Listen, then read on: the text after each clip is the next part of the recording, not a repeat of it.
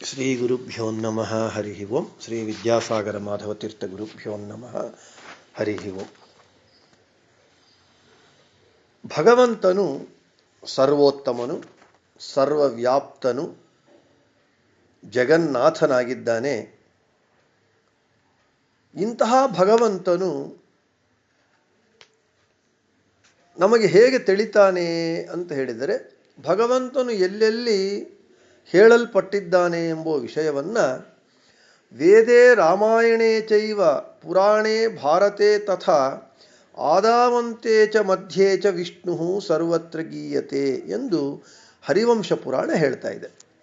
ಅಂದರೆ ವೇದಗಳು, ರಾಮಾಯಣವು, ಪುರಾಣಗಳು, ಭಾರತ ಇವೆಲ್ಲವೂ ಕೂಡ ಇವುಗಳಲ್ಲಿ ಆದಿ ಮಧ್ಯಾಂತಗಳಲ್ಲಿ ವಿಷ್ಣುವೇ ಸರ್ವತ್ರ ಸರ್ವೋತ್ತಮನು ಎಂದು ಗಾನ ಮಾಡಲ್ಪಡ್ತಾ ಇದ್ದಾನೆ ಎಂದು ಈ ಶ್ಲೋಕದ ಅರ್ಥ.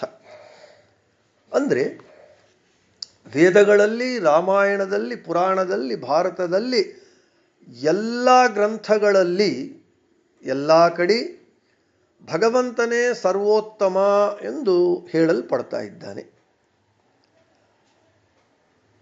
ಇದು ಹೇಗೆ ಅಂತ ಹೇಳಿದರೆ, ನಾವು ಇದನ್ನು ಶಾಸ್ತ್ರವನ್ನು ಓದಿ ತಿಳ್ಕೋಬೇಕು. ಶ್ರುತಿ ಹೇಳುತ್ತೆ ಅಣೋರಣೀಯಾನ್ ಮಹತೋ ಮಹೀಯಾನ್ ಅಂಥೇಳಿ. ಅಂದರೆ ಭಗವಂತ ಅಣುವಿನಲ್ಲಿ ಅಣುವಾಗಿದ್ದಾನೆ. ಈ ಜಗತ್ತಿನಲ್ಲಿ ಅಣುವು ಅಂತ ಯಾವ ಪದಾರ್ಥವನ್ನು ನಾವು ಭಾವಿಸುತ್ತಾ ಇದ್ದೇವೆ, ನೋಡ್ತಾ ಇದ್ದೇವೆ, ಅದರಲ್ಲಿ ಅಣುವಾಗಿ ಭಗವಂತ ಇರ್ತಾನೆ. ಈ ಜಗತ್ತಿನಲ್ಲಿ ದೊಡ್ಡ ವಸ್ತುವು ಅಂತ ಯಾವುದು ನಾವು ನೋಡ್ತೇವೆ, ಅದರಲ್ಲೂ ಭಗವಂತ ದೊಡ್ಡದಾಗಿರ್ತಾನೆ. ಅಂದರೆ ಸರ್ವತ್ರ ವ್ಯಾಪ್ತನಾಗಿದ್ದಾನೆ. ಪ್ರಳಯ ಕಾಲದಲ್ಲಿ ಇಡೀ ಜಗತ್ತನ್ನು ತನ್ನ ಹೊಟ್ಟೆಯಲ್ಲಿ ಇಟ್ಟುಕೊಳ್ತಾನೆ. ಆದ ಕಾರಣ ಈತನಿಗೆ ಜಗದುದರ, ಜಗದ್ಭುಕ್, ಜಗತ್ತನ್ನು ತಿಂತಾನೆ ಅಂಥೇಳಿ ಜಗದ್ಭುಕ್, ಜಗತ್ತನ್ನು ಹೊಟ್ಟೆಯಲ್ಲಿ ಇಟ್ಕೊಳ್ತಾನೆ ಅಂಥೇಳಿ ಜಗದುದರ ಅಂತ ಹೆಸರು. ಭಗವಂತ ಪೂರ್ಣನಾಗಿದ್ದಾನೆ. ಈ ಅಪೂರ್ಣತ್ವ ಎಂಬ ದೋಷವೇ ಅವನಲ್ಲಿಲ್ಲ. ಭಗವಂತನು ಅನಂತ ಕಲ್ಯಾಣ ಗುಣಪರಿಪೂರ್ಣನು, ಸರ್ವೋತ್ತಮನು, ಸರ್ವತ್ರ ವ್ಯಾಪ್ತನು, ಜಗನ್ನಾಥನು, ಜಗತ್ ಸೃಷ್ಟಿಯಾದಿ ಸೃಷ್ಟಿ ಸ್ಥಿತಿ ಸಂಹಾರ ನಿಯಮನ ಬಂಧ ಜ್ಞಾನ ಅಜ್ಞಾನ ಮೋಕ್ಷ ಎಂಬ ಎಂಟು ಕಾರ್ಯಗಳನ್ನು ಮಾಡುವವನು, ಅಪ್ರಾಕೃತನಾಗಿದ್ದಾನೆ, ಜ್ಞಾನಾನಂದಗಳೇ ದೇಹವಾಗಿ ಉಳ್ಳವನಾಗಿದ್ದಾನೆ ಎಂದು ಶ್ರುತಿ ಸ್ಮೃತಿ ಪುರಾಣ ಇತಿಹಾಸಗಳೆಲ್ಲವೂ ಘೋಷಿಸುತ್ತಿವೆ. ಅದರನ್ನೇ ನಾನು ಮೊದಲು ಹೇಳಿದ್ದು, ವೇದೇ ರಾಮಾಯಣೇ ಚೈವ ಪುರಾಣೇ ಭಾರತೆ ತಥಾ ಆದಾವಂತೆ ಚ ಮಧ್ಯೆ ಚ ವಿಷ್ಣು ಸರ್ವತ್ರ ಗೀಯತೆ ಎಂದು. ಆದರೆ ಈ ವೇದಗಳಲ್ಲಿ, ಪುರಾಣಗಳಲ್ಲಿ ಎಲ್ಲ ಕಡೆ ಕೂಡ, ಎಲ್ಲ ಗ್ರಂಥಗಳಲ್ಲಿ ಭಗವಂತನೇ ಅಲ್ಲದೆ ಬೇರೆ ದೇವತೆಗಳನ್ನು ಕೂಡ ಹೇಳಲ್ಪಟ್ಟಿದ್ದಾರೆ.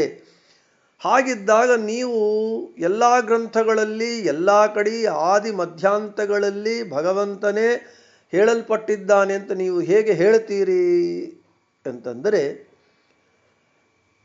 ವೇದಗಳು ಅಪೌರುಷೇಯವಾದದ್ದು, ಯಾರಿಂದ ರಚಿಸಲ್ಪಡದೇ ಇದ್ದಿದ್ದು. ಅವುಗಳಲ್ಲಿ ಭಗವಂತ ಎಲ್ಲ ಕಡೆ ಹೇಳಲ್ಪಟ್ಟಿದ್ದಾನೆ. ಇನ್ನು 18 ಪುರಾಣಗಳು ಮತ್ತು ಭಾರತ ಇವೆಲ್ಲವೂ ಕೂಡ ವೇದವ್ಯಾಸ ದೇವರಿಂದ ರಚಿಸಲ್ಪಟ್ಟಿದ್ದು. ಇವು ಎಲ್ಲದರಲ್ಲೂ ಭಗವಂತನೇ ಹೇಳಲ್ಪಟ್ಟಿದ್ದಾನೆ ಎಂದು ತಿಳಿಯುವುದು ಹೇಗೆ ಅಂದರೆ, ಶಾಸ್ತ್ರವನ್ನು ಓದಬೇಕು. ವೇದವ್ಯಾಸ ದೇವರು ವೇದಾರ್ಥ ನಿರ್ಣಾಯಕವಾಗಿ ಬ್ರಹ್ಮಮೀಮಾಂಸಾ ಶಾಸ್ತ್ರವನ್ನು ಬರೆದಿದ್ದಾರೆ. ಅಂದರೆ 564 ಬ್ರಹ್ಮಸೂತ್ರಗಳನ್ನು ರಚನೆ ಮಾಡಿದ್ದಾರೆ. ಅದರಲ್ಲಿ 4 ಅಧ್ಯಾಯಗಳು. ಮೊದಲನೇ ಅಧ್ಯಾಯ ಸಮನ್ವಯಾಧ್ಯಾಯ. ಅಂದರೆ ಭಗವಂತ ಸರ್ವ ಶಬ್ದವಾಚ್ಯ, ವರ್ಣಗಳಿಂದ ಕೂಡಿರುವ ಶಬ್ದಗಳೇ ಅಲ್ಲದೆ ವರ್ಣಗಳು ಇಲ್ಲದೇ ಇರುವ ಶಬ್ದಗಳೂ ಕೂಡ ಭಗವಂತನನ್ನೇ ತಿಳಿಸಿಕೊಡುತ್ತವೆ ಎಂದು ನಮಗೆ ಸಕಲ ಶಬ್ದಗಳು, ಪದಗಳು ಎಲ್ಲವನ್ನೂ ಕೂಡ ಭಗವಂತನಲ್ಲೇ ಸಮನ್ವಯ ಮಾಡಿ ತೋರಿಸಿಕೊಡುವಂತಹದ್ದು ಬ್ರಹ್ಮಮೀಮಾಂಸಾ ಶಾಸ್ತ್ರದಲ್ಲಿ ಸಮನ್ವಯಾಧ್ಯಾಯ. ಅಂದರೆ ಭಗವಂತ ಎಲ್ಲ ಕಡೆ ಎಲ್ಲ ಗ್ರಂಥಗಳಲ್ಲೂ ಭಗವಂತನೇ ಗಾನ ಮಾಡಲ್ಪಟ್ಟಿದ್ದಾನೆ ಎಂಬುವ ಹರಿವಂಶದ ಪುರಾಣದ ವಾಕ್ಯ ನಮಗೆ ಅರ್ಥವಾಗಬೇಕಾಗಿದ್ದರೆ ಬ್ರಹ್ಮಮೀಮಾಂಸಾ ಶಾಸ್ತ್ರದಲ್ಲಿರುವ ಸಮನ್ವಯಾಧ್ಯಾಯವನ್ನು ಗುರುಮುಖೇನ ಓದಿದಾಗ ಭಗವಂತ ಸರ್ವತ್ರ ಗಾನ ಮಾಡಲ್ಪಟ್ಟಿದ್ದಾನೆ. ಬೇರೆ ದೇವತೆಗಳು ಗಾನ ಮಾಡಲ್ಪಟ್ಟಿದ್ದರೂ ಕೂಡ ಪರಮ ಮುಖ್ಯ ವೃತ್ತಿಯಿಂದ ಅಮುಖ್ಯ ವೃತ್ತಿಯಿಂದ ಅವರು ದೇವತೆಗಳು ಪರಮ ಮುಖ್ಯ ವೃತ್ತಿಯಿಂದ ಭಗವಂತನೇ ಗಾನ ಮಾಡಲ್ಪಟ್ಟಿದ್ದಾನೆ ಎಂಬುವ ವಿಷಯ ನಮಗೆ ತಿಳಿದು ಬರುತ್ತೆ. ಇದೇ ವಿಷಯವನ್ನೇ ರಾಯರು ಪ್ರಾತಃಸಂಕಲ್ಪ ಗದ್ಯದಲ್ಲಿ ಲೌಕಿಕ ವೈದಿಕ ಭೇದ ಭಿನ್ನ ವರ್ಣಾತ್ಮಕ ಧ್ವನ್ಯಾತ್ಮಕ ಅಂತ ಹೇಳಿ ಧ್ವನಿ ಶಬ್ದ ಪದಗಳು ವರ್ಣಗಳಿಂದ ಕೂಡಿದ ಪದಗಳು ಎಲ್ಲವೂ ಭಗವಂತನನ್ನೇ ತಿಳಿಸಿಕೊಡತ್ತೆ ಅಂತ ಹೇಳ್ತಾ ಇದೆ.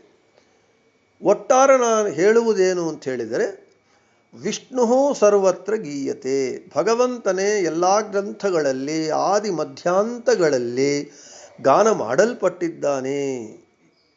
ಸರ್ವೋತ್ತಮನಾದ ಸರ್ವತಂತ್ರ ಸ್ವತಂತ್ರನಾದ ಅನಂತ ಕಲ್ಯಾಣ ಗುಣಪರಿಪೂರ್ಣನಾದ ಸರ್ವವ್ಯಾಪ್ತನಾದ ಜಗನ್ನಾಯಕನಾದ ಜಗತ್ ಸೃಷ್ಟ್ಯಾದಿ ಅಷ್ಟಕರ್ತೃವಾದ ಅಪ್ರಾಕೃತನಾದ ಜ್ಞಾನಾನಂದಗಳೇ ದೇಹವಾಗಿ ಉಳ್ಳ ಭಗವಂತ ಎಲ್ಲ ಗ್ರಂಥಗಳಲ್ಲಿ ಆದಿ ಮಧ್ಯಾಂತಗಳಲ್ಲಿ ಗಾನ ಮಾಡಲ್ಪಟ್ಟಿದ್ದಾನೆ. ವಿಷ್ಣು ಸರ್ವತ್ರ ಗೀಯತೆ ಎಂದು ಹೇಳುತ್ತಾ ಶ್ರೀಕೃಷ್ಣಾರ್ಪಣಮಸ್ತು ಮಧ್ವೇಶಾರ್ಪಣಮಸ್ತು. ಎಲ್ಲರಿಗೂ ಶುಭಮಸ್ತು.